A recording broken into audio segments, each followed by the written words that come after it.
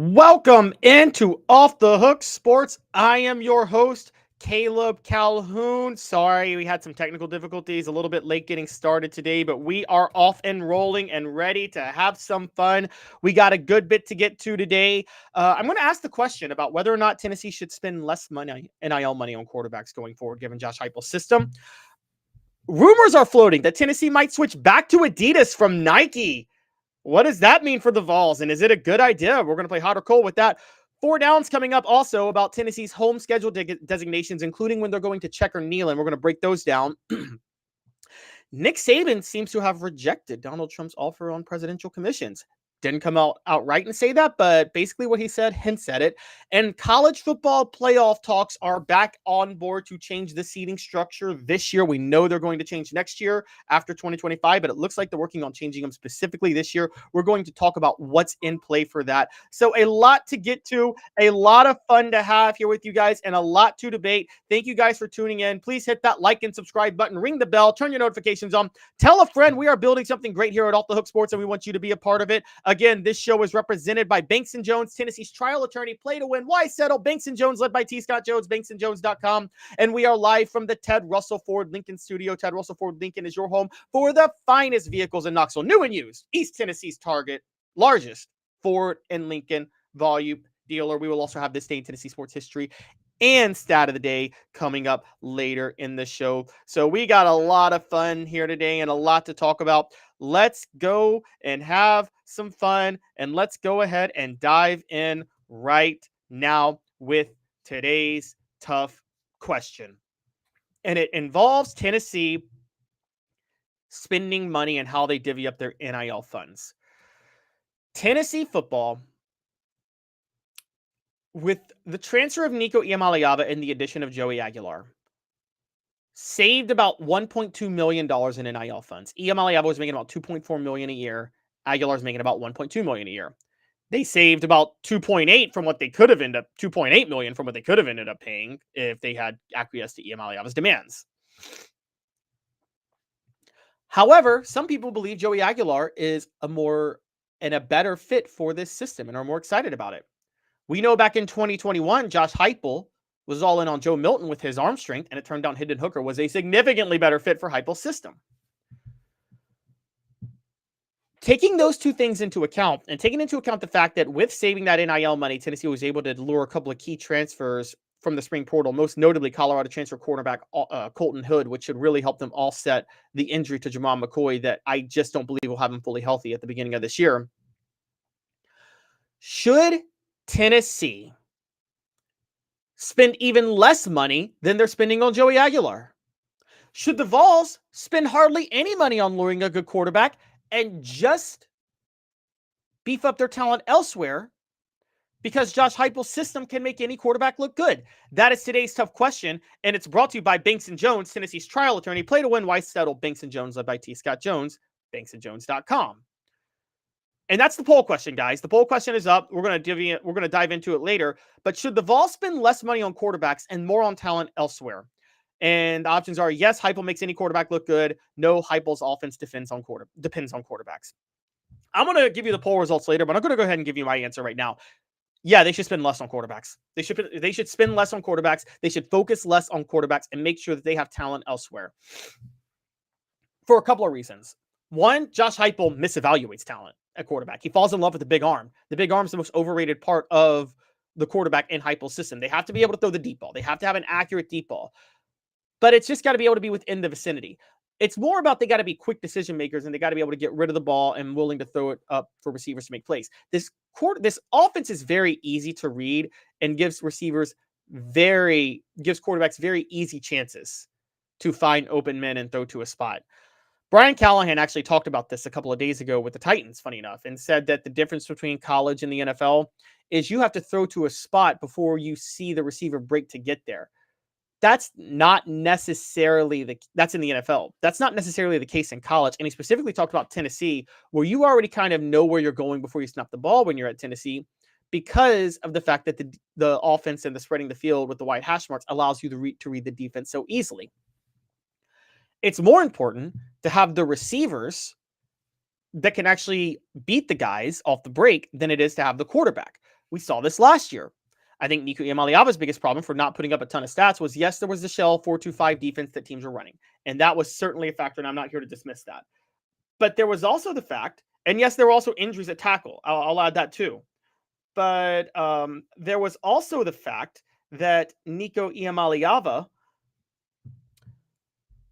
was dealing with injured tackles, and also that the receivers, and I want to be specific on this, the wide receivers specifically had lost stuff. Because Brew McCoy, as I've talked to you guys about, was coming off an injury, and then he wasn't dictating coverage the way he needed to. With that in mind, I think Tennessee needs to make sure that they're better elsewhere, and quarterbacks don't matter in Heupel's system. Heupel turned Drew Lock into an NFL draft pick. He ain't that good, guys. He went undefeated with McKenzie Milton. He did have Dylan Gabriel, and then he went to Tennessee and had Hendon Hooker. And for those who don't know, Hendon Hooker still hasn't started yet in the NFL. So you look at that. Heupel, I believe, and this is a big thing for me, Heupel, I believe, has a system that can make any quarterback look good if the other pieces are around him. So I would spend less on quarterbacks and more on receivers and more on making sure my defense was as good as possible, because that's the other part of this is you got to make sure, Heupel's an offensive-minded guy. You got to load up on talent on defense. With the NIL money, load up on the talent on the defensive side of the ball. Have the big advantage there. The quarterback, when you don't, I would honestly just take walk-ons at quarterback or find somebody from the Division II level. I'm not kidding, guys. I would find Division II or junior college quarterbacks. This would reset the market for college football. It would be the Moneyball approach that no other school is taking, and Tennessee could dominate because I think Heupel can make any quarterback work with the talent around him. Today's tough question, again, brought to you by Banks & Jones, Tennessee's trial attorney. Play to win. Why settle? Banks & Jones, led by T. Scott Jones, banksandjones.com. Vote on the poll question. Should the Vols spend less money on quarterbacks and more on talent elsewhere? Yes, Heupel makes any quarterback look good. No, Heupel's offense depends on the quarterback. We'll give you the results of that poll question. First, a quick message from Banks & Jones. Why Banks & Jones? Well, it's because they're Tennessee's trial attorney. You can play to win with Banks & Jones because they'll go to trial. You've heard of other lawyers. They say they'll go to trial and fight for you. They won't. They just want to settle. That's the easiest way out. Well, that's not Banks & Jones, led by T. Scott Jones. They won't settle. They'll go to trial for you. Tennessee's trial attorney. They play to win. Truly Tennessee's trial attorney when it comes to criminal defense or personal injury. Why settle? It's Banks & Jones. T. Scott. Should Tennessee spend less money on quarterbacks and more on talent elsewhere? The poll question is up. 65% say yes, Josh Heupel makes any quarterback look good. 35% say no, Josh Heupel's offense depends on the quarterback. I'm with the 65%. Josh Heupel makes any quarterback look good. I'm also with, what does it say about Josh Heupel and his ability to evaluate talent and his intelligence that he doesn't realize that he's such a good coach, he makes any quarterback look good, and so he doesn't need the Joe Miltons of the world or even the Nico Iamaleavas of the world. He needs the elite wide receivers that can make plays. David Speaks comes in and says, look at Will Howard. He was considered a less talented quarterback than Kyle McCord, but under day he won the Natty. You're absolutely right, David Speaks. That is the absolute truth. They took less money for for Will Howard, and they loaded up on receivers, and those receivers gave Tennessee hell in the college football playoff. You can go to Tennessee themselves. When Tennessee won the national title in 98, it's after they lost Peyton Manning. Why? They upgraded at so many other positions. Now, there was no NIL at the time, but that proved that if you have a good enough quarterback, if you have more talent elsewhere, you can go win. And it's more important now with the age of NIL. I actually think if you run a pro-style offense, it's a little more important to have an elite quarterback. But I think if an offense like Josh Heupel's system doesn't need a dominant quarterback to make all the plays. I think in general, you just need to make sure you have a serviceable quarterback, and you need to load up on talent everywhere else. And then you could absolutely dominate anybody. Now, obviously, this year will prove that more than ever if it's the case, because Joey Aguilar is coming from Appalachian State. He has some physical limitations talent-wise, so we're going to find this out if it's the truth. But at the same time, I don't think there's any way you could look at what Josh Heupel's done with other quarterbacks and think, well, when quarterbacks struggle, it's there's no way you can look at Josh Heupel and say it depends on how good the quarterback is. Now, a fit matters, but like even Joe Milton in 2023, there was talk about him struggling. I think a lot of that was the 3-3-5 shell that Heupel hadn't adjusted to, and Brew McCoy breaking his leg. Let's not forget this, guys. I'm going to say this up front. Tennessee beats Florida in 2023 if Cooper Mays isn't hurt. They do. It spiraled. It was in the swamp. We're criticizing how Joe Milton played that whole year, but they still beat Florida in the swamp if Cooper Mays isn't hurt that game. That's their first loss. Their next loss is to Alabama. I think they lose to Alabama no matter what, but Brew McCoy did have a broken leg after the Alabama game. He did get hurt against Alabama. Their third loss was to Missouri, and they got blown out, but Missouri threw that 3-3-5 shell that Tennessee wasn't prepared for. Would have been a huge difference with a healthy Brew McCoy to dictate coverage, and Dante Thornton got hurt in the first half of that game. Even though it was 36-7, believe it or not, if you have those two guys healthy, if you looked at the way Tennessee moved the ball and you take away a couple of turnovers, that's a much closer game. And I think there's a really good chance Tennessee can win that game if Brew McCoy is 100% healthy. So there's a very good chance that in 2023, with all of Joe Milton's struggles, Josh Heupel's offense still has him and Tennessee hosting Georgia with only one loss late in the year and a chance to go to Atlanta for the SEC championship game. So I put that on.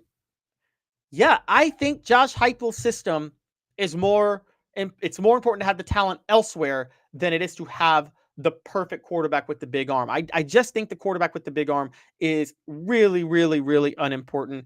And with that in mind, I got to be honest. I think Josh Heupel is making a mistake ever going that all out for quarterbacks. And now George McIntyre is one thing because you get him at a discount. Jake Merklinger was a 4-star, so it wasn't like he was commanding a ton of money, I don't believe. But even if he's on Brandon, is it really worth it? I mean, I got to be honest. I'm not so sure. The poll question up again, should the Vols spend less money on quarterbacks and more on talent elsewhere? 60% now saying yes, Heupel makes any quarterback look good. 40% saying no, Heupel's offense depends on the quarterback. Portions of the program are brought to you by Chattanooga Mortgage. Congratulations, your home search just got easier. Buying a home in Chattanooga has never been easier. Chat with 2tsmortgage.com. Chat with 2tsmortgage.com. Moving on. We're going to play a little hot or cold because Vol Twitter is angry.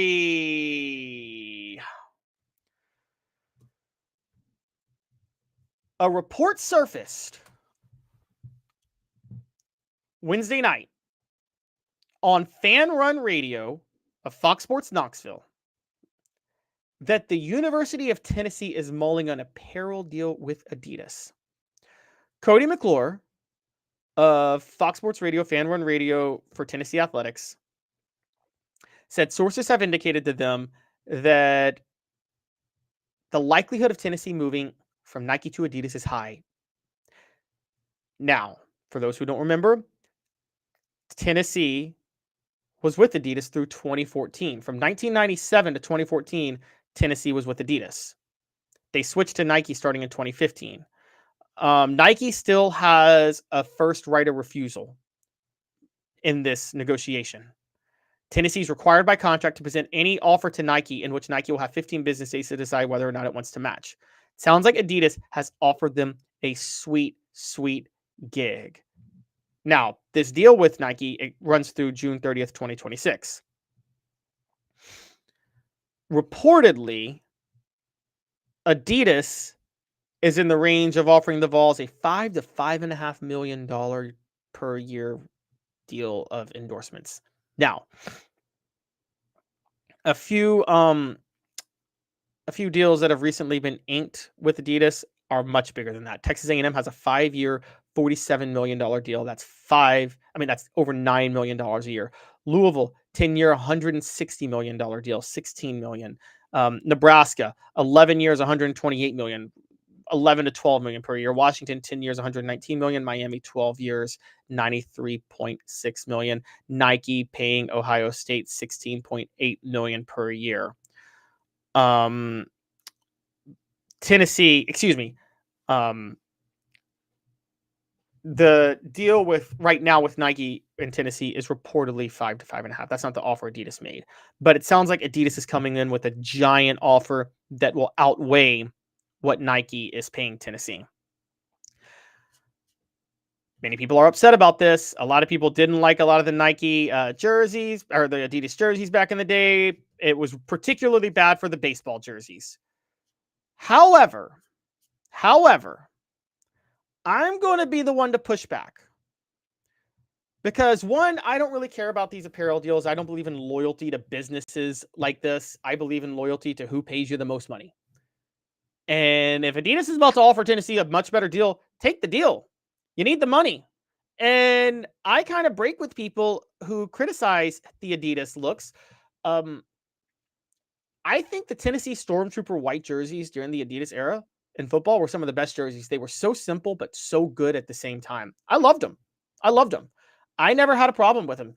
So I honestly think that there's a legitimate argument Tennessee should stick with it. The Smoky Grays were first debuted in Adidas, for those who forget. They came out in 2013 in Adidas. Didn't look as good as the Smoky Grays that Nike did. And Nike does make better designs. But you know, if you could probably have a design team at Tennessee work with Adidas on this. So it's not just about the look. It's about, at this point, it really is just about who's throwing the money at you, given the NIL age. But we're going to play a little hot. We're going to play a little hot or cold, brought to you by City Heating and Air Conditioning. City Heat and Air, 50 years in East Tennessee. Integrity matters. cityheatandair.com. What do you prefer Tennessee does? Hot or cold? City Heating and Air Conditioning. We'll start with this one. Sticking with Nike. Just blindly sticking with Nike, no matter what. I am cold on that. And here's why. I think Tennessee has not kept up in the NIL age during the Nike years, and they are reportedly getting ripped off on their brand.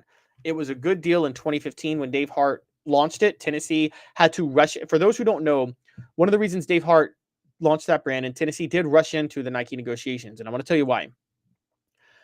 Because of the buyouts that were being made and Tennessee overspending in the athletic department, when Dave Hart was hired, his job was really just to fix the budget at Tennessee. That's why he merged the women's and men's athletic departments and laid off about 20 administrators. Tennessee had to do that. They were so overstretched in their funds. On top of that, they were committing a certain amount of money to academics to basically bring the academic program up to snuff. This goes way back, but in the early 2000s, Tennessee had really fallen behind as an academic school in the SEC. And then the lottery scholarship was introduced. I'm just going to bring out some of this, how this all played out. If you go back to 2000, 2001, 2002, Tennessee was the number one party school in the nation, and the academic value of the college had tanked. The lottery scholarship starts in 2003. The academic program starts to rise. Tennessee's really trying to shore up the academic program at the time. That's how you got the Haslam Business School and things like that. Part of that was they needed more money poured into the academic program from the athletic program. So the athletic program during the Mike Hamilton days poured a disproportionate amount of money into the academic program to try to bring it up to snuff. It's worked. They're a great academic school now relative to other schools. But then 2011 came. Tennessee, basically, I'm giving you guys the full story now. Tennessee had the Lane Kiffin leaving and all those horrible contracts that they gave that they had to pay out. They were stuck paying other buyouts to other universities. And by 2012, Derek Dooley was fired and they had to pay the buyouts to his staff. They became buyout university. They were stretched thin with buyout money. They had very little money left in the reserves because they'd spent so much on academics at that time. They weren't generating revenue the same way because the football program was bad. As a matter of fact, I don't know if you guys know this, in 2012, that was the first year ever that Titans season tickets outsold Vols season tickets for football. And there were just so many problems with money. And they had, while every other athletic department was merging, they had 20 administrators that they didn't need because they had two separate athletic departments. So they merged the athletic department, fired the 20 administrators, pulled some of the money back that they were pouring into the academics. This was what Dave Hart was pretty much hired to do. He was hired to be the bad guy and fire a bunch of people to make sure Tennessee could get its revenue back to where it needed to be. And he made a misstep by merging the Vols and Lady Vols brand name. But that was part of it, by the way. Merging the Vols and Lady Vols brand name was part of it or getting rid of it because that was costing money on apparel. And there was a big backlash. To fix a lot of that, they backed off of getting rid of the Lady Vols brand name, obviously when John Curry came. But to fix all of that, they had to rush into a deal with Nike that was better than Adidas, and it wasn't the greatest deal. So they rushed into a deal. So they're sticking with Nike is not the best thing because they're not in a great deal with Nike, guys. I'm just going to tell you that. So I'm cold on them just sticking with Nike.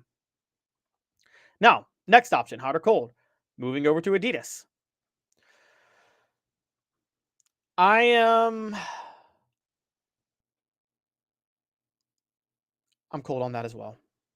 Now, I think people are overrating the Adidas thing. I think there should be nostalgia for the Adidas era. Tennessee was at its peak in the Adidas era, but I will say that whenever there was a lot of hostility towards alternate uniforms in the Adidas era, when they did do the alternate uniforms, they just didn't look good. Adidas's design team is just not as good as Nike's design team. I will give you that. Now, I told you I love the Stormtrooper Nike jerseys.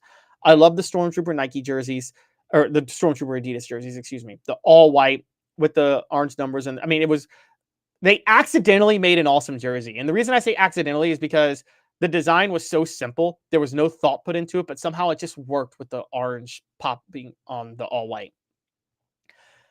So, but outside of that, I didn't think there was anything special to any of the jerseys that they had.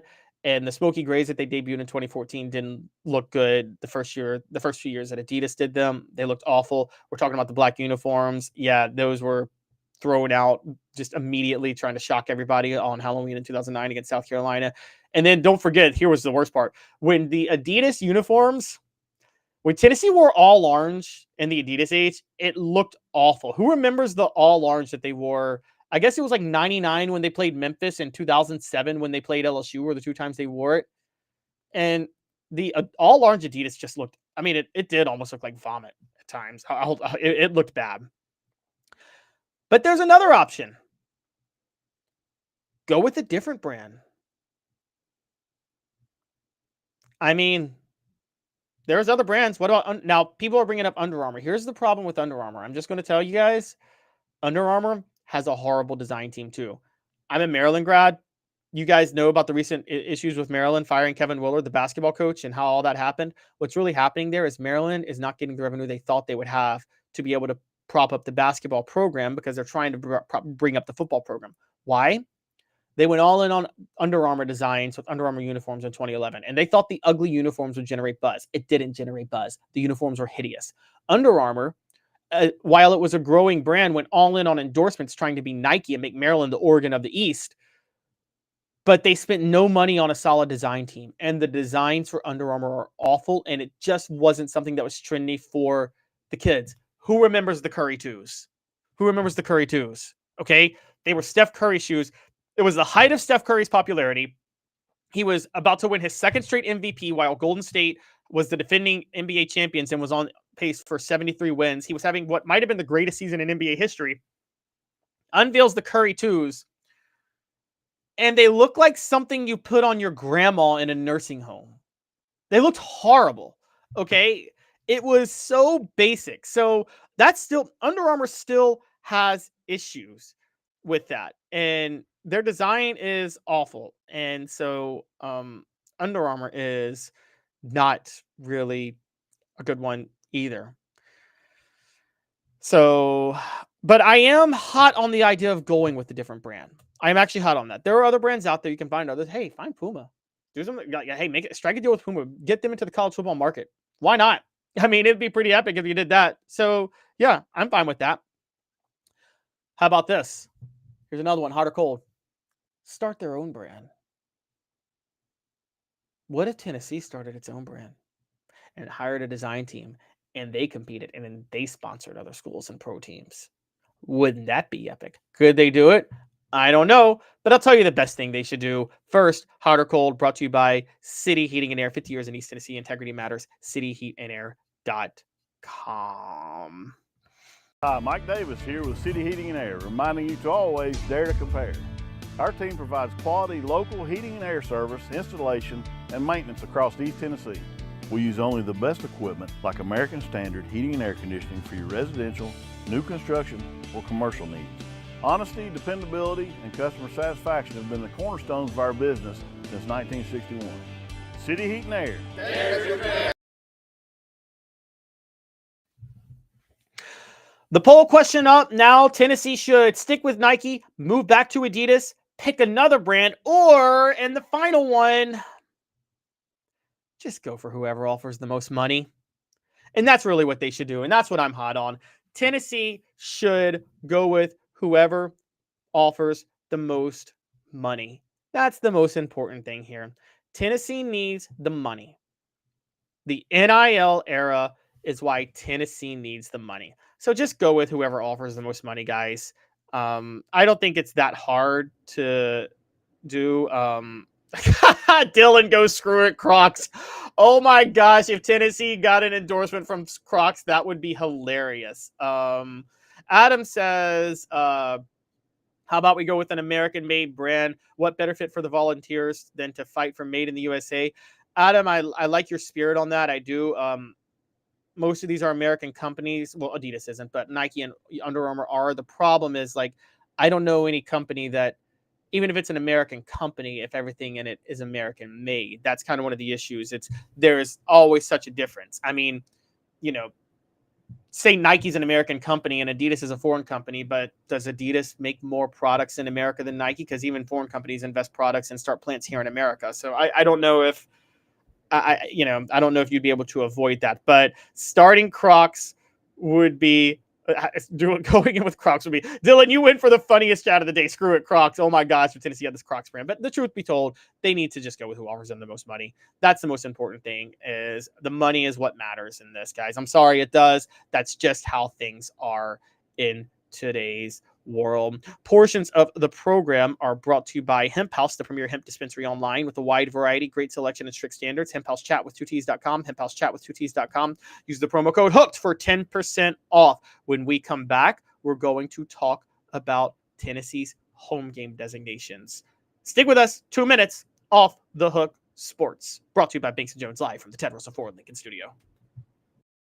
Like a blast from the past, the Super Dealer is back. Look to the skies, Knoxville. The Super Dealer is fighting for price, service, and the American-made. Ted Russell Ford is East Tennessee's #1 volume Ford dealer. Save up to $4,350 on a new Ford F-150 XLT, or get into a new Ford Ranger XLT with no payments for 90 days. Come see the Super Dealer today at either Ted Russell Ford. Excuse me, guys. I hit the wrong ad. Sorry. I'm going to stick with this one. Just an extra message from Ted Russell Ford. They're worth listening to. 2 minutes now. Stick with us. Off the Hook Sports. Why Banks & Jones? Well, it's because they're Tennessee's trial attorney. You can play to win with Banks & Jones because they'll go to trial. You've heard of other lawyers. They say they'll go to trial and fight for you. They won't. They just want to settle. That's the easiest way out. Well, that's not Banks & Jones, led by T. Scott Jones. They won't settle. They'll go to trial for you. Tennessee's trial attorney. They play to win. Truly, Tennessee's trial attorney when it comes to criminal defense or personal injury. Why settle? It's Banks & Jones. T. Scott Jones. BanksandJones.com. Now in its 45th year, the second and third generations continue Joe Newbert's commitment. His vision of what this business needed to be, we still try to live up to that. Joe Newbert Collision Center. Community banking is about location and much more. It's about family. We reside in your community. We are a part of your community. At Commercial Bank, our commitment extends beyond the walls of our branches. It's displayed each day in the opportunities we provide, the money we give back, and the time we commit, all to help improve the lives of the people, families, and businesses that make our communities great. Commercial Bank, life made better. Hi, Mike Davis here with City Heating and Air, reminding you to always dare to compare. Our team provides quality local heating and air service, installation, and maintenance across East Tennessee. We use only the best equipment like American Standard heating and air conditioning for your residential, new construction, or commercial needs. Honesty, dependability, and customer satisfaction have been the cornerstones of our business since 1961. City Heat and Air. Dare to compare. Are you ready to get strong? At NFC, we offer top-notch weight training and functional fitness, so you can build strength and improve your performance.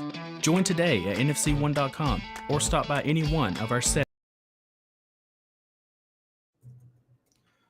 Welcome back to Off the Hook Sports. I am Caleb Calhoun, your host. Again, Dave's been out with a personal issue. He will be back, but just keep him in your thoughts and prayers for now. The poll question: Tennessee should stick with Nike, move back to the Adidas, pick another brand, go with who offers the most money. 35% of plurality say go with who offers the most money. I agree with that 35%. 30% say stick with Nike, and 30% say move back to Adidas, and 5% say pick another brand.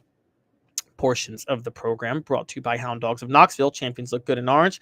hdknoxville.com. hdknoxville.com. Before we move on, it is time for the stat of the day. And the stat of the day is actually pretty simple. It deals with Tennessee's Checker Neyland. I'm going to talk about where their home designations are coming up, so this is a good lead-in. Tennessee has revealed what its Checker Neyland game will be this year. The Vols, historically, are 4-4 in Checker Neyland games. They are 4-4 in Checker Neyland games, with 3 of those wins coming against Florida. They checkered Neyland in 2014 against Florida, lost. Checkered Neyland against Oklahoma in 2015, lost. Checkered Neyland against Florida in 2016, won. Checkered Neyland against Georgia in 2017, lost horrendously, 41-0. Checkered Neyland went away for 3 years during the Jeremy Pruitt years. Then they came back and they checkered Neyland for Ole Miss in 2021, lost. Checkered Neyland for Florida in 2022, won. Checkered Neyland for Texas A&M in 2023, won. And then last year they checkered Neyland for Florida again and won. So the stat of the day, diving in deeper, because we're about to talk about who, and this will give it away in a second, but who they checkered Neyland for in this game. This year, Tennessee checkered Neyland for Georgia only one time, and it was 2017, and they lost 41-0, and Butch Jones ended up falling apart and melting down and having the worst, most insecure meltdown I've ever seen for a coach on the hot seat, losing his team. Stat of the day is brought to you by Peak IV Hydration in South Knoxville and Sevierville. Live your life to the fullest. Hydrate, rejuvenate, and elevate your health with Peak IV Hydration. PeakIVHydration.com. Link is in the chat down below. Tennessee has revealed its home designations for 2025. Not jersey designations, because they still have to do the smoky grays and the black jerseys, but their home designations, what they're going to do for home games. They are going to, and this is going to be 4 downs. But there are 3 home games with 4 designations. Let me say up front, I'm not crazy about how they designate these things, okay? And I never have been. I'm a fan of these home designations. I always have been. I just think they need to be done better. So what do I mean by this? I think Tennessee should they like to wear the black jerseys one time a year, and then they like to wear the smoky gray jerseys one time a year. I think the smoky gray jerseys should always be worn the first Saturday game they play in the fall, whoever that's against, as long as it's not Florida, Georgia, or Alabama.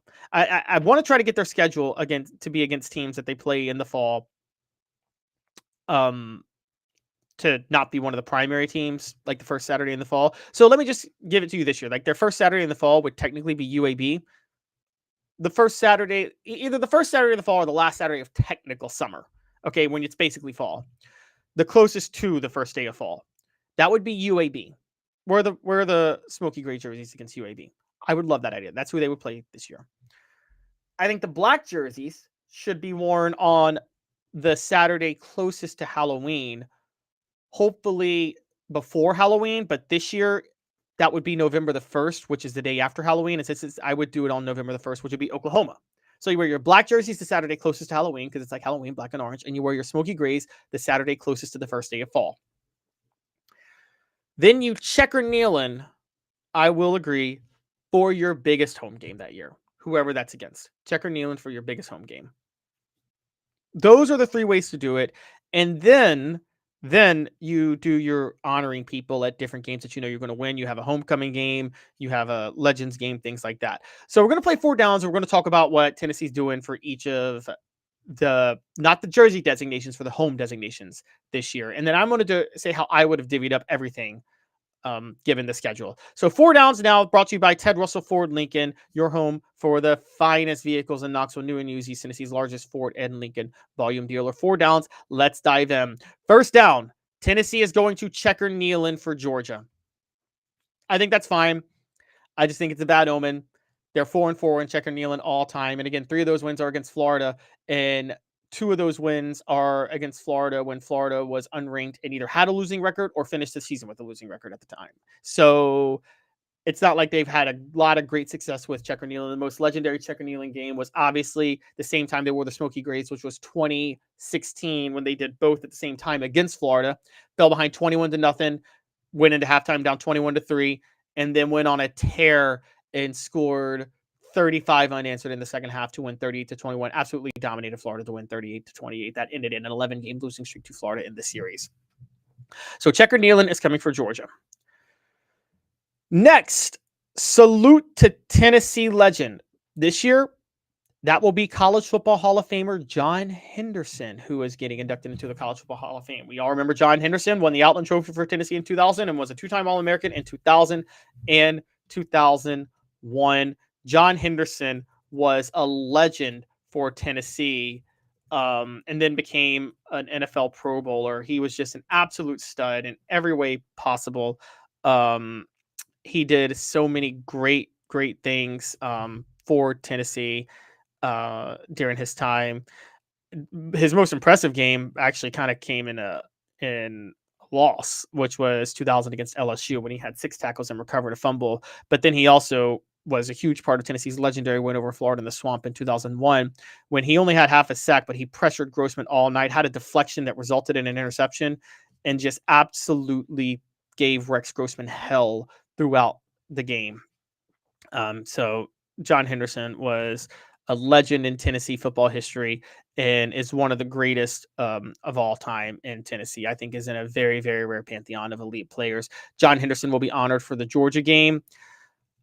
I have to say, I might have honored him for a different game, because with I love Checker Neyland. You know what? I take that back. John Henderson is such a hype man. You need him for the Georgia game. You got Checker Neyland. I'm fine with having him in for the Georgia game, because John Henderson will hype everybody up. John Henderson is one of the most vocal, hype defensive tackles I've ever seen. Love the guy. John Henderson. I'm fine with that. All right. Next, Champions Weekend, when Tennessee honors champions of all sports from any different year. I don't like this. I think they should honor anniversaries of champions, because you have anniversaries for every different year in a decade, pretty much. I'm going to get to that. For instance, this year's 2025. You should be honoring the 1985 SEC champions, the Sugar Vols, the beloved Sugar Vols. That's who you should be honoring. This whole Champions Weekend is absolutely ridiculous. It was ridiculous that in 2023 they did a Champions Weekend when it should have been the 25-year anniversary for the 1998 national champion team. Champions Weekend should honor specific champions, and you can do it for anniversaries for every year. I just told you guys 2025, you can honor the 40-year anniversary of the 1985 SEC champions. In 2026, I would venture to say you can honor, and I'm kind of looking back in history if I'm trying to think, 2026, the 75-year anniversary of the 1951 national champions. Boom. There you go. 2027, the 30-year anniversary of the 1997 SEC champions, and the 60-year anniversary of the 1967 SEC champions, who now claim a national championship. 2028, again, anything ending with an 8, you can do the 1998 national champions. And by the way, you can also do the 1938 national champions. That was the first Tennessee team to win an SEC championship, the first team to finish ranked in the AP poll. They finished number 2, the first team in Tennessee history to declare a national championship, and the first team in Tennessee history to go to a bowl game and win a bowl game. So you can always honor that team too, as well as the 1998 team. 2029, you can honor the 40-year anniversary of the 1989 SEC champions. You can honor the 90-year anniversary of the 1939 team that went undefeated, untied, and unscored upon. Any number ending in a 0. You can honor the decade anniversary of the 1950 national champions. See how easy it is to honor teams? I think you should do it specifically for each year, and I think this year it's so obvious. You need to honor the 1985 national champions. By the way, any year ending in a 0, you can also honor the 1990 SEC champions. Champions Weekend should honor specific champions. I don't like this broad Champions Weekend thing, but that's what they're doing, but they're doing it for Arkansas. That was third down. Second down was salute to Tennessee legend John Henderson, and first down was Checker Neyland. Fourth down, coming up, first a quick message from Ted Russell Ford. Like a blast from the past, the Super Dealer is back. Look to the skies, Knoxville.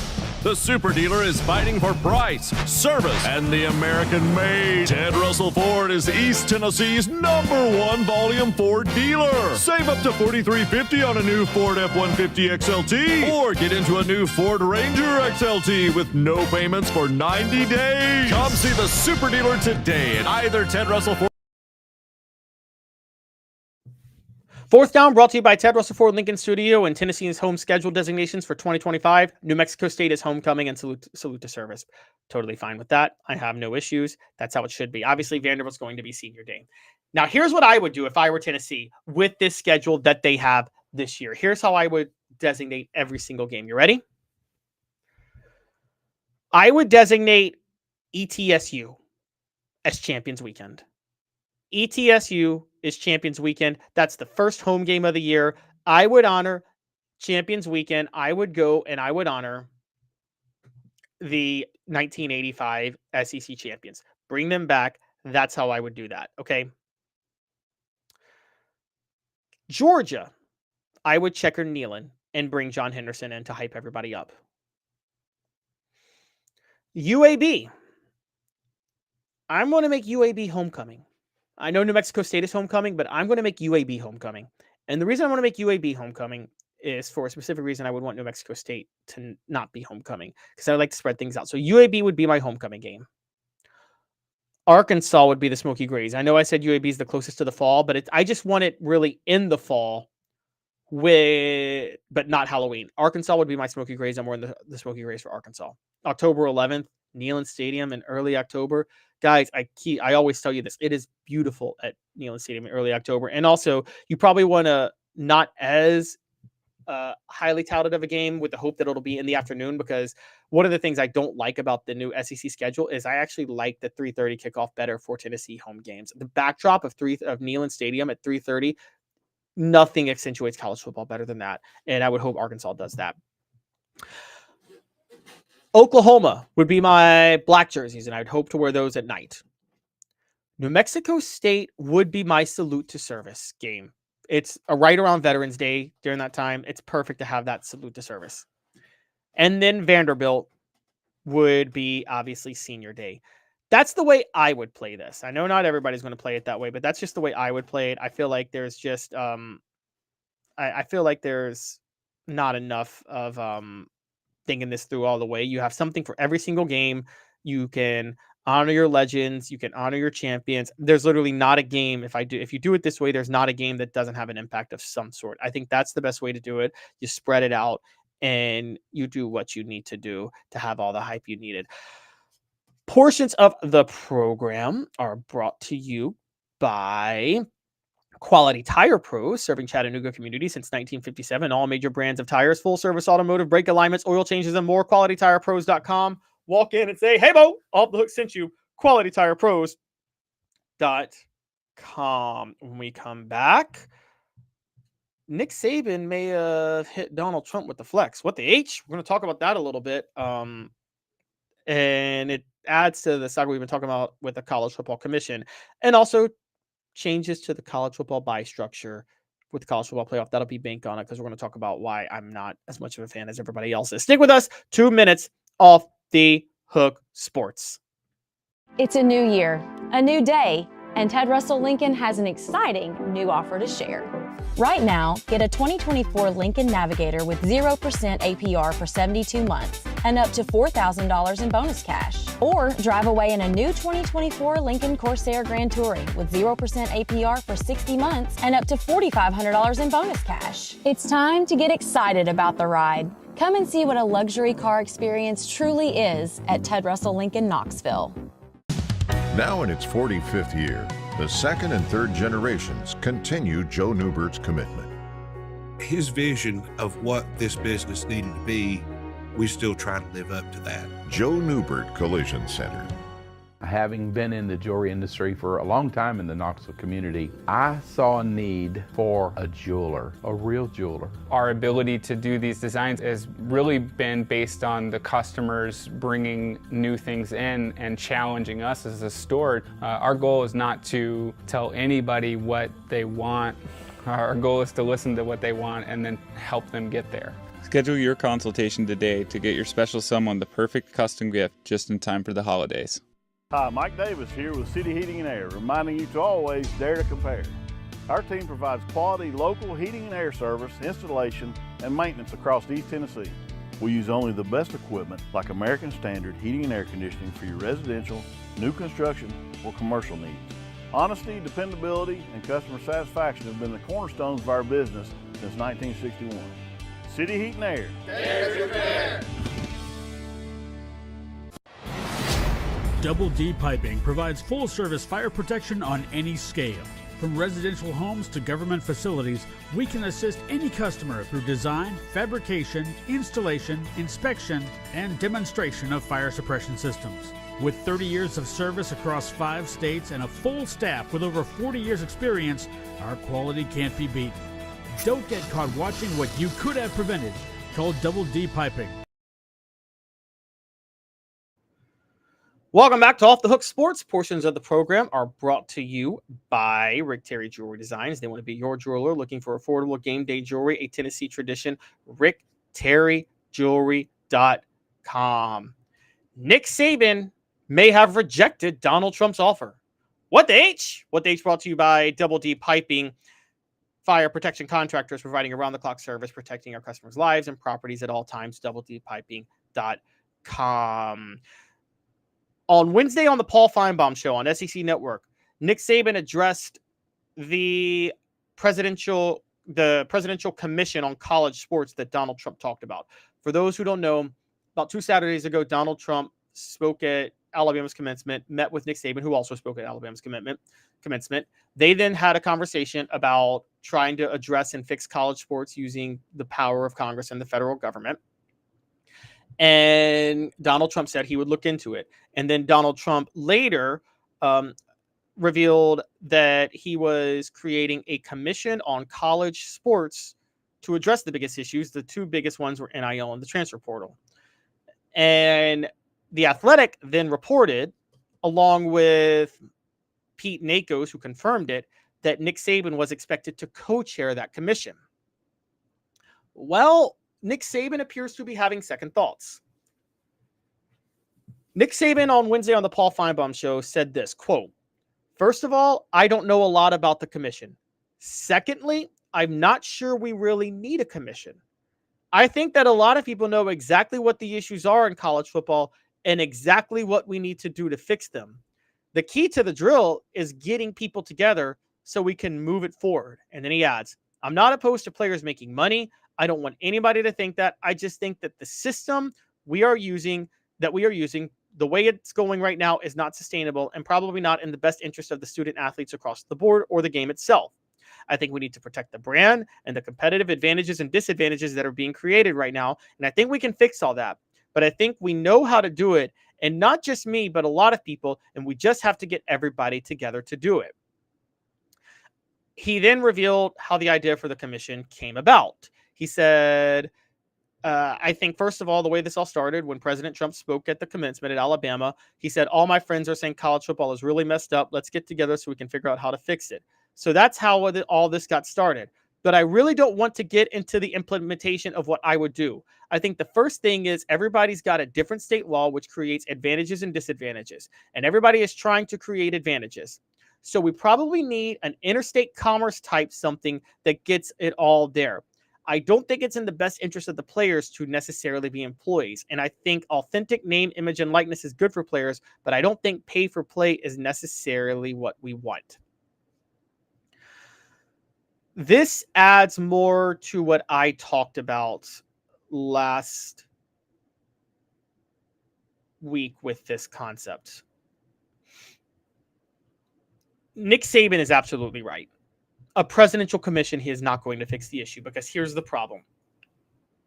There are underlying deep-seated issues that just can't be fixed, I think, even from a federal level. Now, he brought up the interstate commerce situation and different state laws. If it was just a matter of different state laws addressing NIL in different ways, you could have a uniform thing on that. I mean, Article 1, Section 8 of the Constitution allows you to do that. It allows the federal government to pass a uniform law when it deals with interstate commerce and to regulate commerce. So if you're going to regulate that, states can do what they want, but the federal government then can create a national standard. However, there is still the elephant in the room that I keep bringing up to you guys, which is the Sherman Antitrust Act. And again, we have to read history here to know whether or not this would work. The Sherman Antitrust Act was passed in 1890, and it was a law to address monopolies. And it was signed into law by Benjamin Harrison. There is no way you can tell a player that he can't. Now, here with the advent and the growth of unions and things like that, you can have monopolies, provided the sport is unionized and provided there's negotiations and there's good faith negotiations. Hence the reason the NFL can be unionized and can be the only major football league. Hence the reason Major League Baseball is the same way and the NBA is the same way. It took a lot of fights to get there, but they can do that. WWE, to me, is a total antitrust violation because the wrestlers are not unionized. It's clearly the only game in town at this point. You guys can bring up TNA, AEW, whatever. No, there's no competition effectively for WWE. So it's absolutely ridiculous that those wrestlers aren't unionized. I don't know if you guys know this, but the wrestlers are independent contractors. So they pay for their own healthcare, their own travel, their own benefits, and all of that. They're not technically employers, but WWE owns the rights to their name. That's insane. It's ridiculous. It's a blatant antitrust violation. I still don't know how nobody sued WWE over it. College football, here's what would happen. And this is the truth. And this is what I think Saban even understood with the presidential commission. The Sherman Antitrust Act prevents any regulations on players making money off their name, image, and likeness. There's no way you can do that. That's what was ruled by the Supreme Court in 2021.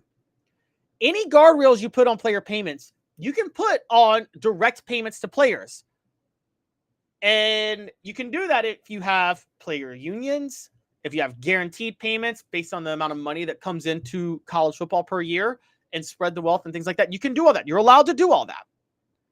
But that's based on schools making direct payments to players. What's not allowed to be regulated is how much money NIL boosters might want to write in a check for a player to have that player come play for them, and they can write it off and consider it an endorsement.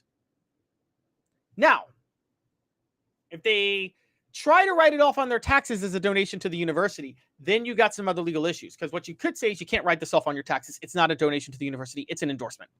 Okay. Now, I don't know how endorsements work from state to state. It's still a business expense, but that's still a big debate. So what I'm getting at is you can't tell a player or tell a company that they can't endorse a player and a player that they can't make money off their name, image, and likeness in terms of endorsement deals. There's no limitation allowed on that. And the problem is plausible deniability. The company can sit there and say they're spending money on this player because they want them to endorse their product, even though the real reason they're spending money on them is they want them to play for their university and then go win games for them on Saturday. So it is pay for play, but they can invoke plausible deniability to say it wasn't about pay for play. It was about an endorsement of our product. There is absolutely no way you can regulate that. The only way you could theoretically regulate that is to maybe create a ban and separate out endorsements from boosters. To say that, put it this way, you create a national standard of saying this is what constitutes as a booster to a university. If you are a booster to a university, you cannot strike an endorsement deal with the player for that university because it's a conflict of interest. That might be the best way to do that. Okay. But then again, if you do that, well, these schools bring in enough money where you could theoretically have the boosters spend all their money on endorsement deals for the players, and then the schools figure out other ways and not be boosters anymore. And then the schools figure out other ways to generate the money to do things in any facilities and, propping up school, other programs, including academics and athletics. And then comes the other issue. How would this look if there was a law protecting your right to make money off your name, image, and likeness? And the reason the Presidential Commission never made sense was the only thing they would address is that. And any executive order you sign to limit players' ability to do that, I mean, it's exactly what Adam says. The day we need our president ruling over sports pay is the day our liberty is completely lost. Yeah, I think that. Does it look really good if a president signs an executive order that tells players they can't make money off endorsements, which is illegal for Congress even to do at this point, or for the NCAA to regulate? You can't do it. I think the biggest reason Nick Saban went to Donald Trump wasn't about the commission. He wants Donald Trump to use Congress to get involved. Donald Trump's party controls the House. Donald Trump's party controls the Senate. They can work together to get something done right now. They have a unified Congress. They have a trifecta. They can work together to get something done through Congress that will address an exception to the antitrust bill. And I wouldn't necessarily say an exception because then there would be discriminatory clauses. What I would say is find a way to separate boosters from endorsers. I think that's the best way to go. But there are legal avenues they could probably take. A presidential commission, I think, isn't going to solve any of this, unfortunately. I wish it would, but it won't. What the H, brought to you by Double D Piping, fire protection contractors.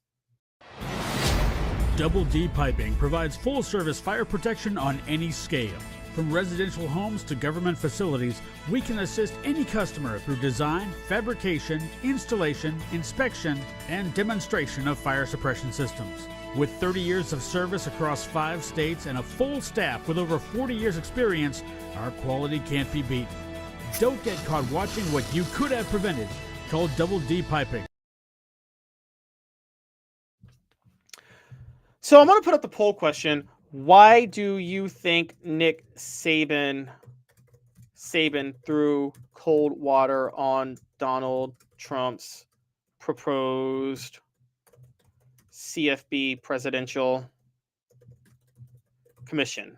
And we'll say because it can't address anything, or because Saban wants the control himself.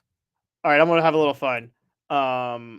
Here we go. So why do you think Nick Saban threw cold water on Donald Trump's proposed college football presidential commission? Because it won't address anything, or because Saban wants to control himself? Let's have a little fun on that one. I know a lot of people think Saban wants to control himself, and people don't like Saban working for Saban doesn't like to see himself working for anybody. I'm just going to throw that out. Is it because Saban doesn't want to be under somebody, or is it because it won't address anything? You guys have a little fun voting on that. Again, we're not, and I want to be clear on this. I'm not getting political over how you feel about any president or any party. This is specifically about college football and what the president can and cannot do related to college football, and what Congress can and cannot do related to college football, and what the government and what the NCAA and what every authority figure involved can and cannot do related to college football. There are laws on the books that Congress would have to repeal if they are going to allow this. Now, theoretically, one way to address this is Congress could repeal the Sherman Antitrust Act. I mean, they could, but the ramifications on that would go so far beyond college football player payments that no one would ever have the guts to do it. Okay. So they're not going to repeal the Sherman Antitrust Act. I'll just tell you that right now. With that in mind, I think that Nick Saban, I think he threw cold water on Trump's proposed college football presidential commission because it won't address anything. No, he does want to control himself too. I'm not denying he wants to control himself, but, the commission, I think he threw cold water on it. I think Nick Saban is very aware of the problems facing college football. Look, I'll be honest with you guys. I'm not I'm not as much of a Saban hater as everybody else that isn't an Alabama fan maybe. I have a lot of respect for Nick Saban. I think Nick Saban is I don't think he's as genius as everybody thinks. I think he is a smart guy, and I think he thinks about things and he thinks them through thoroughly, and he goes through every possibility in his mind. So I do think he's smart. I think he looks smarter because he was a college football coach, and look, just having brain cells makes you look smart compared to other college football coaches, guys. For those who follow our football IQ segment during the season, you know that the football IQ segment is just too much fun. Okay. But I do think Nick Saban, honestly, knows what needs to be addressed, and he knows this commission is not going to do anything. It's not going to amount to anything. There's just so little that can be done related to college football from the executive branch of the White House. It's just not a thing. It just can't happen. And now it could be both. Maybe it won't address anything and Saban wants to control himself. I mean, that's the way it is. Saban is a shrewd operator. He is, as Adam actually said. And so I think that Nick Saban, quite honestly, is thinking about every legal avenue that he possibly can. I just don't know how thoroughly well-versed he is on all of them either. It's just a difficult thing to navigate, okay? Because again, the elephant in the room is the Antitrust Act. And I keep going back to that. And you should not be talking about any of this without addressing that law.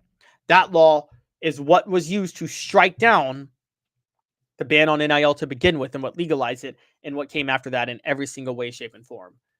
There's no way around that fact. There's no way around the Antitrust Act, guys, except repealing it or passing a law to alter it. But even if you alter it, again, you can't specifically alter it on behalf of college football. That would be, there are discriminatory clauses in the Constitution in general that wouldn't, I'm pretty sure that would be a 14th Amendment violation. Like, you can't pass a law in Congress and say, we're going to regulate this whole industry, but we're going to carve out an exception here.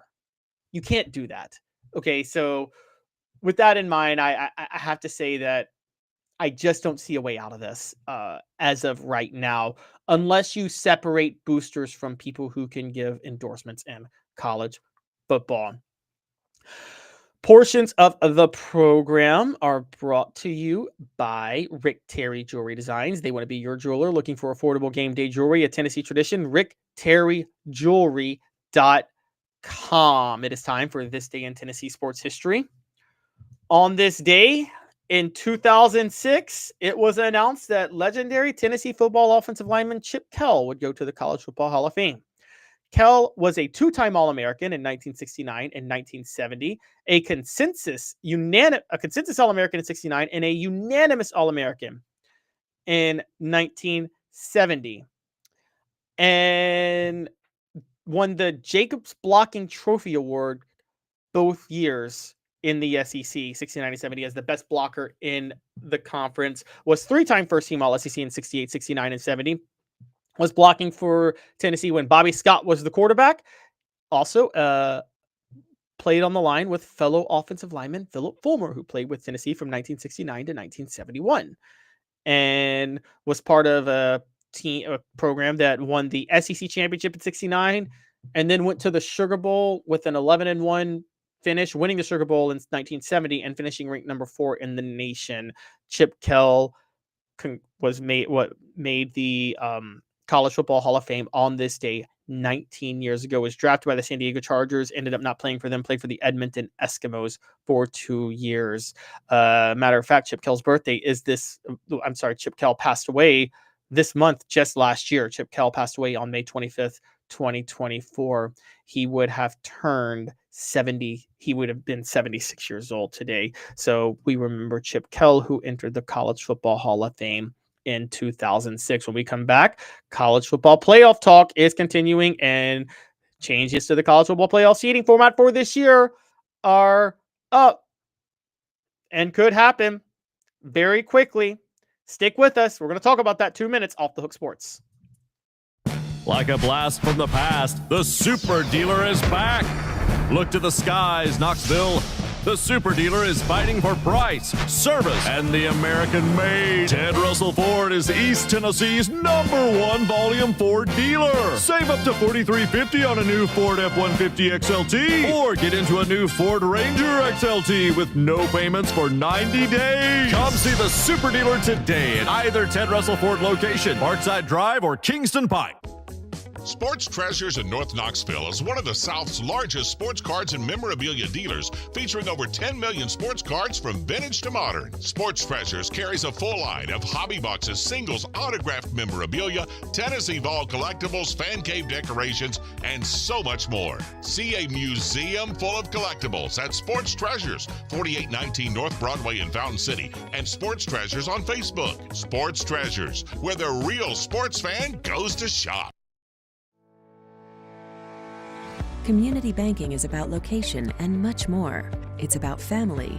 We reside in your community. We are a part of your community. At Commercial Bank, our commitment extends beyond the walls of our branches. It's displayed each day in the opportunities we provide, the money we give back, and the time we commit, all to help improve the lives of the people, families, and businesses that make our communities great. Commercial Bank, life made better. Double D Piping provides full-service fire protection on any scale. From residential homes to government facilities, we can assist any customer through design, fabrication, installation, inspection, and demonstration of fire suppression systems. With 30 years of service across 5 states and a full staff with over 40 years experience, our quality can't be beaten. Don't get caught watching what you could have prevented. Call Double D Piping. Welcome back to Off the Hook Sports. Portions of the program are brought to you by the UPS store Hardin Valley, helping individuals and small businesses, wide range of products and services, locally owned and operated. It's 10629 Hardin Valley Road. Also, a reminder again, once again, that they are brought to you by Sports Treasures, carrying over 5 million sports treasures, portions of the program, that is, and so much more. Follow on Facebook for the best sports memorabilia, daily updates, facebook.com/sports treasures TM. And I wanted to mention from the last segment that this day in Tennessee sports history was brought to you by Work Trucks. They're all about trucks that are actually available, trucks that help you maximize your profits by having the right work vehicle. Now, time is money. The perfect work vehicle doesn't break down and has all the space to carry what you need. That's what Work Trucks is intent on offering, while other dealerships just can't do it. Contracting is about time. Work Trucks saves you time with less back and forth trips and trucks that pass the highest standards to be put to work. The process is also quick and easy when choosing a vehicle for Work Trucks. Cargo vans, utility body trucks with the nap-hide work bodies installed, pickup trucks of all sizes, and anything special like cranes or dump trucks. Work Truck supplies vehicles to people just like you and get you back on the road tomorrow. No dealership runaround. If you're a contractor, you need to know Work Trucks, and that's a fact. Service industry, remember Work Trucks. Work Trucks carries the trucks that your business has to have. You need Work Trucks. Clinton Highway in Knoxville and in downtown Birmingham. For the entire inventory, go online to worktrucksllc.com. Worktrucksllc.com with an X. Why risk chancing your future in business on the wrong piece of equipment that burns your time? WorkTrucksLLC.com. Work Trucks will also work to make sure you have the perfect vehicle you have to have. They'll even find a perfect truck, outfit it, and make sure it fits your needs to a T. Work Trucks with an X. LLC.com. WorkTrucksLLC.com. Proud supporters of the Tennessee Vols. All right. The college football playoff is close to addressing the seeding issue that caused so many problems to last year's college football playoff. According to Brandon Marcello of CBS Sports, the power conferences are in an agreement to move to a format that will eliminate automatic first-round byes for conference champions. Marcello says there is a straight seeding proposal that has gained support from the ACC and the Big 12. Remember, the ACC meetings are happening this weekend. Jim Phillips, ACC commissioner, said it may be the right thing to consider. CFP administrators have to approve the proposal, which could happen within the next month, and it requires unanimous approval from the 10 FBS conferences and Notre Dame if it's going to happen this year. Now, again, next year, the college football playoff format is going to change totally anyway, so this is just for this year. Big Ten and SEC obviously openly supported the shift to that back in March, and the CFP, other schools were hostile. The biggest reason that they were hostile was conferences get paid based on the round that they play in. So if you get a first round bye, that's effectively playing in the second round. So you get the money for playing in the first round and the money for advancing to the second round. That's a big deal for smaller conferences like the Mountain West. But so Boise State got a pretty hefty paycheck last year for the Mountain West when they got the first round bye. So it's hard to get them on board. So my guess is they're not going to do that anymore. They're going to have a different way of rewarding everybody. Maybe all conference champions will bring in that type of money, so everybody's happy. That's my guess. Here's the real point, though. Guys, there are other problems that come with this. So the problem with the format last year that was so bad was if you win your you were sold that if you win your conference championship game, you get a first round bye. However, if you got a first round bye, the 7 and 8 seeds, the 5, 6, 7, and 8 seeds were genuinely most of the time better or more highly seeded or better teams than the 3 and 4 seeds who got first round byes. Therefore, if you got the 1 seed in the college football playoff like Oregon facing Ohio State, you had a harder road because you got a first round bye and then you got to face Ohio State in the second round. But then there's Penn State, who was the 5 seed in last year's college football playoff. I believe. Were they the 5 or were they the 6? You guys correct me on that. They were the 6 seed. They were the 6 seed in last year's college football playoff. They got to play SMU in the first round. And then they got to play the 3 seed Boise State in the second round because Boise State got the automatic first round bye. I mean, guys, that's laughable. Penn State had a much easier road or you would rather play SMU at home and Boise State in the next round than you would rather play Ohio State one time. Okay, so Oregon got screwed by having the 1 seed. So the straight seeding format was absolutely flawed. On top of that, to get the 1 seed, Oregon did have to beat Penn State in the Big Ten championship game. So you're having to play that extra game anyway. Texas, same thing. Texas got to play Clemson in the first round, Arizona State in the second round. Okay. So that's why they want to do the straight seeding format. Here's the problem. The straight seeding format is going to devalue conference games even more. Bank on it. Brought to you by Commercial Bank, member FDIC, Life Made Better. Bank on it. The conference championship games are even more devalued with the straight seeding format. I'll tell you why. First, a message from Commercial Bank. Commercial Bank is your neighborhood bank. What makes us different from other banks? We understand that every customer has unique opportunities, challenges, and financial concerns. We don't expect you to fit into the same box as the next person or business. Whether it's purchasing a home, saving for your child's future, or planning for your next vacation, we're with you every step of the way to navigate life's big decisions. Bank on it. Straight seeding would even do a worse job of devaluing conference title games. And let me explain to you why. And I'm going to explain to you exactly why. Because you still have the automatic bid. So here's what's going to happen. Let me just bring this up. Let's just look at last year, okay? Let's look at the college football playoff rankings last year, week 16, that determined who got the first round bye and who got into the playoff. Oregon, Georgia, Texas, and Penn State were the 1 through 4 seeds. In case you forgot, Oregon and Penn State played for the Big Ten championship game. Georgia and Texas played for the SEC championship game. It was clear those were the top 4 seeds. Texas and Penn State lost. Didn't matter. They knew they were getting first round byes anyway. Here's the problem. Why, if you're Texas or if you're any of those teams, would you try to win your conference championship game if you don't get the first round bye? You get to rest your starters and then just get ready for the playoff otherwise. Why would you do that? Why would you do that? Now, let's take Georgia and Texas for a minute. Those 2 teams were playing for the number 2 seed. The loser was going to be the number 3 seed or the 4 seed. If you're getting a first round bye no matter what. So let's say you're the 3 seed. Let's say you lose the conference championship game and you get the 3 seed. You then have to play the winner between Ohio State and Alabama after your first round bye. Not desirable. I'm sorry, not Alabama. Excuse me. Not Alabama. Ohio State and Arizona State, because Arizona State got that other final bid. Not desirable, right? You got to play the winner between Ohio State and Arizona State if you're going to get this bid. Not something you really want to do.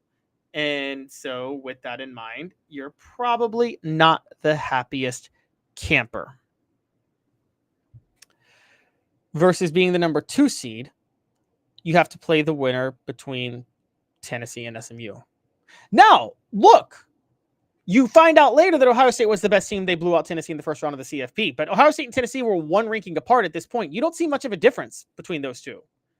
And you're thinking, why, if I've already got the first round bye, go all in to play and try to win my conference championship game when I got a first round bye anyway, and the difference in the opponents I face are marginal at best. In your mind, they're marginal. They turned out to not be marginal. Ohio State was significantly better than Tennessee and then was significantly better than every team in the playoff. But that's not what you saw going into it. You were looking at an Ohio State team that had just lost at home to Michigan, who had finished the year 7-5. So you are totally disincentivizing trying to win the conference championship game. Okay? So I got the poll question up. Should teams even try to win the SEC title game if the CFP goes to a straight seeding format? Yes or no? Very simple. Okay? You guys let me know yes or no. Because truth be told, I don't see why they should go, you would try to win the conference championship game. Now, let me play the Big Ten card, okay? A little bit different, 1 versus 4. Your Oregon versus Penn State. Your Oregon, the 1 seed. Versus Penn State, the 4 seed, like I said. The loser is going to play the winner between Notre Dame and Clemson in the first round. The winner is going to play the winner between Indiana and Boise State. Okay, in that scenario, you might think you'd much rather be the 1 seed. So there is still an avenue where one of those teams could rather win their conference championship game. But there's going to be a lot of times where the difference is so marginal, you're going to think, why try to win this thing? Why try to win this thing? Why do what Georgia did last year, which is try to beat Texas, and Carson Beck cracks his head. Not really cracks his head, but suffers a huge injury. And they have to go with Gunnar Stockton in the college football playoff, and they lose their first weekend. Why would you ever want to do that? See, this is the flaw with it, the whole system, and the flaw with the whole format. I mean, I'm sorry, guys. I'm just going to say this. There is no way you can make conference championship games matter in an age of an expanded college football playoff. You just can't. The only way you can make them matter is if losing them knocks you out of a chance to actually make the playoff. There is just no way you could make the college football playoff or the conference championship games matter if the college football playoff is expanded. I'm sorry. It's just not how that works. Tough break. You don't like it. You shouldn't have wanted an expanded playoff. They can't coexist. There's no way they can coexist.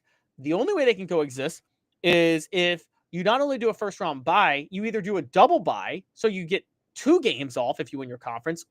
You're either playing to get 2 games off or just make the playoff. You don't want to just play for a first round bye. And or if you add another home game for them, so they get to play their first weekend at home too after that first weekend of college football. Then, okay, you got a little bit of a break. But for a first round bye on a neutral site, you get no real advantage, and that's the problem. And so I got to be honest, I just don't think this is a good idea. So the voters, should teams even try to win the SEC title game if the college football playoff goes to a straight seeding format? We're at 50-50 now, yes and no. I get the whole point of the conference championship games matter, and it's a chance to hang a banner. Who cares? They've made this all about the college football playoff right now, so treat it like it's all about the college football playoff. I didn't devalue the regular season of college football. You people who wanted an expanded playoff, you devalued the regular season of college football. I didn't devalue the conference championship games. You expanded playoff supporters, you devalued the regular season conference, the conference championship games. I didn't want this because I wanted these games to matter. With the expanded playoff, they don't. They matter as much as a Knicks-Celtics regular season game does in the NBA now. And that is not my fault. I didn't do it. I'm still going to watch college football because I love it.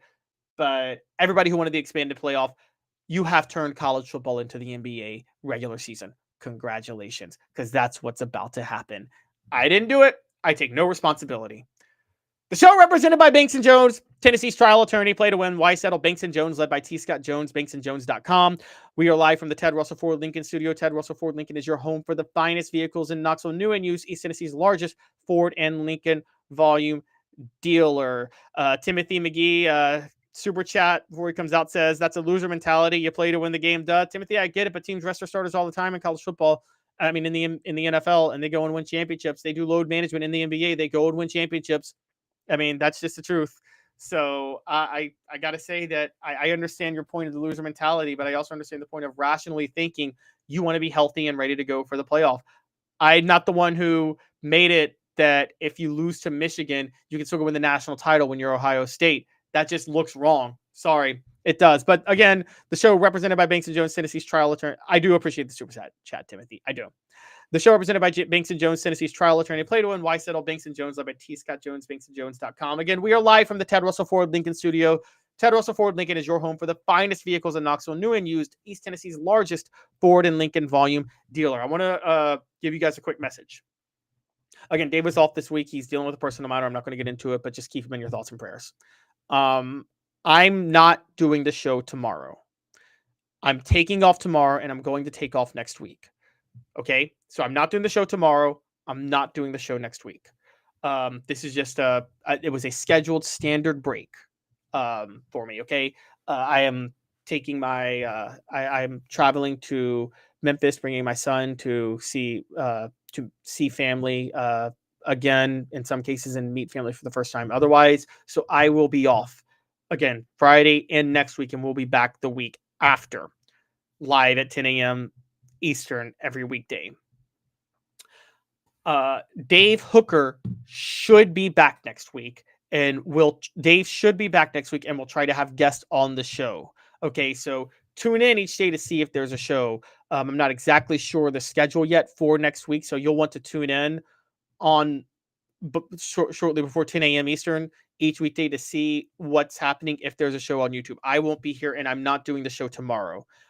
This is, again, a scheduled break. I really appreciate all the things you guys do with me. I really, I've had a lot of fun with you guys, and I really think you guys are helping me carry this show.